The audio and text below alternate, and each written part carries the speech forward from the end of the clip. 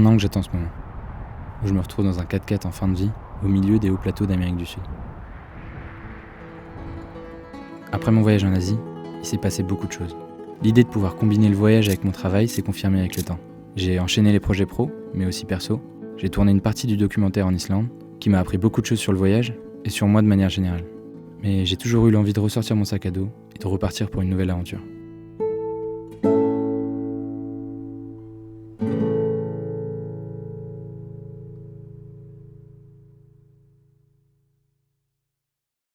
Si vous suivez un peu la chaîne, vous savez que j'expérimente les différentes manières de voyager. Cette fois-ci, ce sera en stop. Mais avant de commencer, j'ai envie d'en apprendre plus sur la Bolivie, sur son histoire et sa culture. Cette fois-ci, je suis pas seul. Je suis avec Elsa. On est ensemble depuis le lycée et on a même fait notre premier voyage tous les deux. Et à l'époque, on avait même fait un peu de stop. Alors on s'est rejoint en Bolivie. Et après un bus de nuit, on arrive à Rurrenabaque, le village qui marque le début de l'Amazonie bolivienne.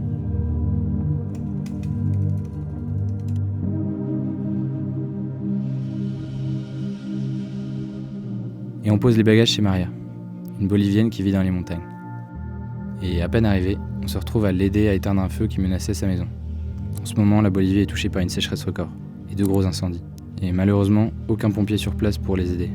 Alors il faut compter sur les voisins, les amis et la famille pour tenter de préserver la nature et leur maison.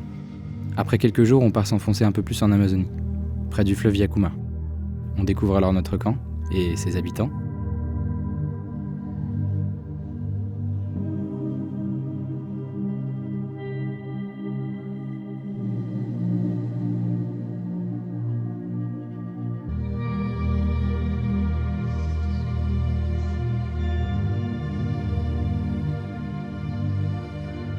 Tous les jours, Jimmy, notre guide, nous fait découvrir la faune et la flore présentes près du fleuve.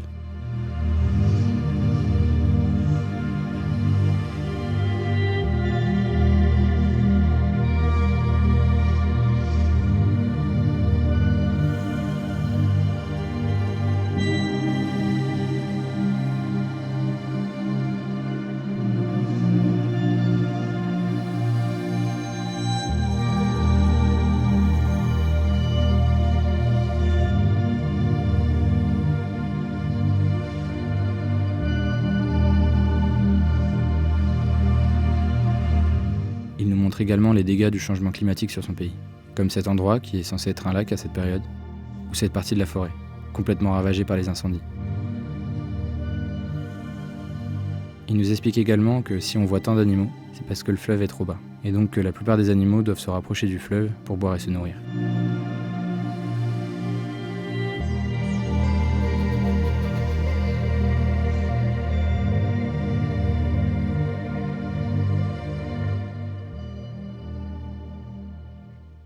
Maintenant qu'on en sait un peu plus sur la Bolivie, on se rend à La Paz, puis à Oruro, pour commencer notre voyage en stop. On prépare le panneau et de quoi attirer l'œil des conducteurs, et on se lance.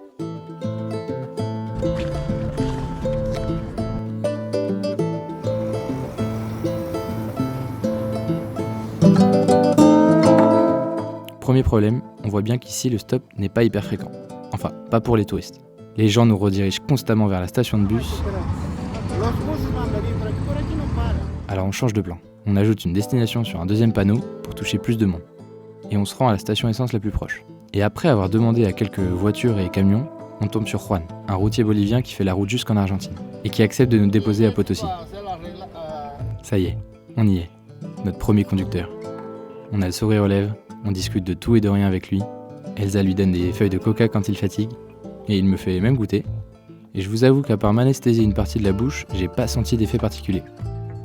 On voit nos premiers lamas et alpagas, et après quelques heures de route, on arrive à Potosí. Muchas gracias.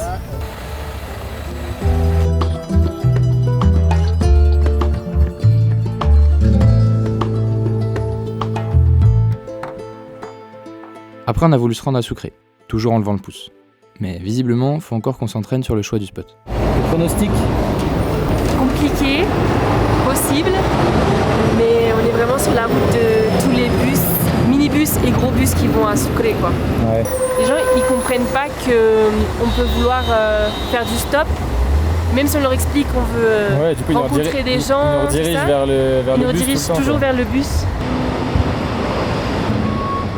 Demain, il va demain.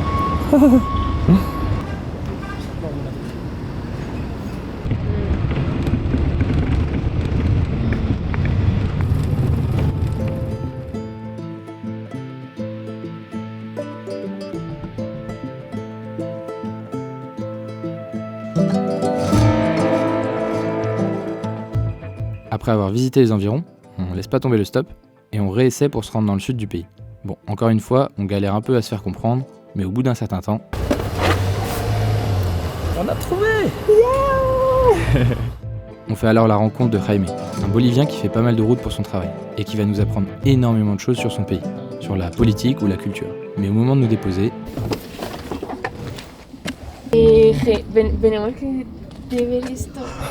Oh, Ay, qué horror. Allá hay comer. Creo que sí. pero... Non. Ah putain, je me sens trop mal parce que c'est sûr que c'est pendant la piste qu'il a pris quoi. Ah oui, c'est Ah. on l'a alors invité à manger le temps de réparer la route. Si quieres comer, te invitamos. Ok.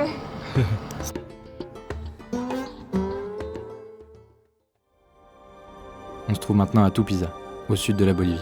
C'est notre point de départ pour découvrir la diversité des paysages boliviens avant la suite de notre aventure en Argentine.